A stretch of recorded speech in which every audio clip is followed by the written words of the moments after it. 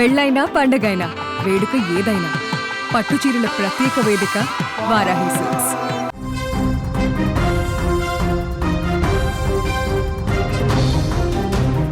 కొంతకాలం క్రితం మీరట్లో జరిగినటువంటి బ్లూ డ్రమ్ కేసు మీకు గుర్తుందా? ముస్కాన్ అనే మహిళ ప్రియుడు సాహిల్తో కలిసి భర్త సౌరభ్ను చంపేసింది. శవాన్ని ముక్కలు ముక్కలు చేసి ఆ బ్లూ డ్రమ్లో సిమెంట్ వేసి కప్పేసింది. ఈ ఘటన అప్పుడు దేశవ్యాప్తంగా పెను సంచలనం సృష్టించింది. మనందరికీ తెలిసిందే, ఇప్పుడు మీకు గుర్తుండే ఉండొచ్చు. సో భర్తలపైన కోపం ఉన్న చాలామంది మహిళలు ఈ బ్లూ డ్రమ్ పేరు చెప్పి భయపెట్టినటువంటి సందర్భాలు కూడా చాలా ఉన్నాయి ఆ తర్వాత నుంచి. ఇప్పుడు తాజాగా ఇలాంటి ఘటన ఒకటి జరిగింది. షాకింగ్ ఘటన. ఆ భర్త ఏం చేశాడో ఒకసారి చూద్దాం. ఓ మహిళ తన ప్రియుడితో కలిసి భర్తను చంపడానికి ప్లాన్ చేసింది. తాజాగా బ్లూ డ్రమ్ ప్రస్తావన కూడా తెచ్చింది. ఈ విషయం తెలుసుకున్నటువంటి ఆమె భర్త వెంటనే గజగజ వణికిపోయాడు. వెంటనే భార్యను ఆమె ప్రియుడితో పాటు పంపించేశాడు బయటికి. ఈ సంఘటన ఉత్తరప్రదేశ్లో చోటు చేసుకుంది. బులంద్ షాహార్ ప్రాంతానికి చెందినటువంటి రాజ్ కుమార్కు పెళ్ళై 6 నెలల పసిబిడ్డ కూడా ఉన్నాడు. అయితే అతని భార్యకు అదే ప్రాంతానికి చెందినటువంటి మరో వ్యక్తితో వివాహేతర సంబంధం ఏర్పడింది.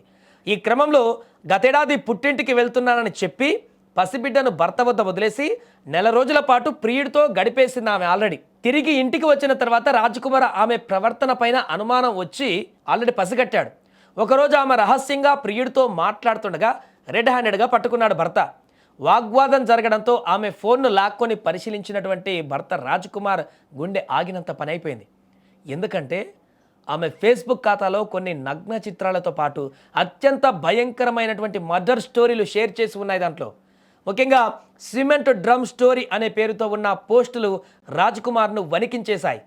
గతంలో మీరట్లో ముస్కాన్ అనే మహిళ తన ప్రియుడు సాహిల్తో కలిసి భర్తను చంపి శవాన్ని ముక్కలు చేసి బ్లూ డ్రమ్లో పెట్టి సిమెంట్తో కప్పేసినటువంటి ఉదాంతం దేశవ్యాప్తంగా సంచలనం సృష్టించింది.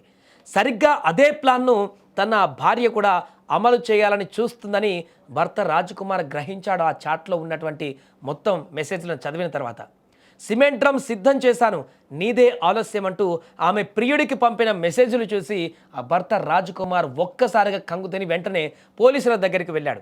పోలీస్ స్టేషన్లో పంచాయతీ జరుగుతుండగా ఆమె ఏమాత్రం భయపడకుండా తన ప్రియుడితోనే వెళ్తానని తెగేసి చెప్పింది.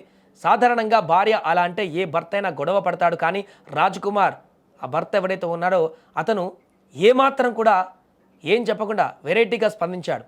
నేను మరికొన్ని రోజులు ప్రశాంతంగా బ్రతకాలనుకుంటున్నాను. ఈమెతో కాపురం చేసి రేపొద్దున సిమెంట్ డ్రమ్లో ముక్కలుగా మారి చనిపోయే కంటే ఇప్పుడే ఆమెను వదిలేయడం ఉత్తమమని పోలీసులకు స్పష్టం చేశాడు.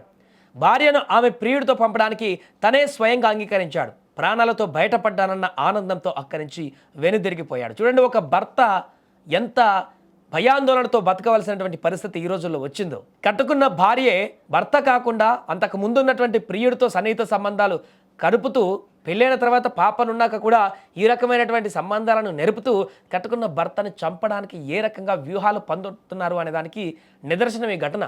కాకపోతే ఇక్కడ ముందే మేలుకున్నారు, ముందే పసిగట్టాడు కాబట్టి భర్త ప్రాణాలతో బయటపడ్డాడు.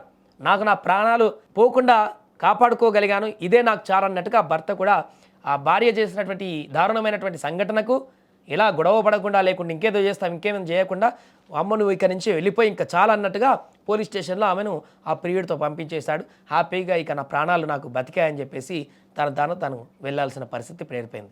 ఈ ఘటన ఒక్కసారి ఇప్పుడు వైరల్గా మారింది. ప్రస్తుత సమాజంలో నెలకొన్నటువంటి బంధుత్వాలు ఏ రకంగా మారుతున్నాయి అన్నదానికి నిదర్శనంగా మారింది. కట్టుకున్న భార్య భర్తల మధ్య ఎలాంటి రిలేషన్షిప్లు మెయింటైన్ అవుతున్నాయి ఈ మధ్య కాలంలో అనే దానికి మరొక నిదర్శనంగా మారింది ఈ ఘటన. मेरी पत्नी जो दूसरे के साथ संबंध थे उसके गलत, इसलिए वो उसके साथ आती जाती रहती थी।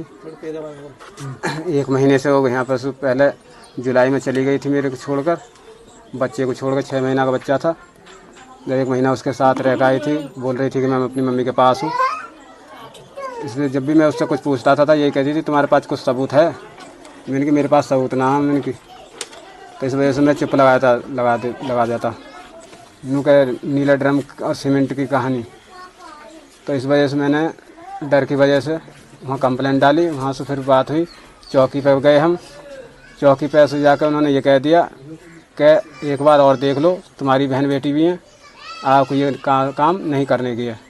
उसने खूब रोई कि मैं पापा आगे को अब कुछ नहीं करने की ऐसी कि तुम ले चलो वो मेरे से ही बोला उसने कि ले चलो आगे को गलती ना करूँगी मैं। वहाँ से वो में हम ले आए, वहाँ ही पूछी कि तू किसके साथ रहना चाहती है, तो उन्होंने उससे कह दिया मैं मुकेश के साथ रहना चाहती हूँ।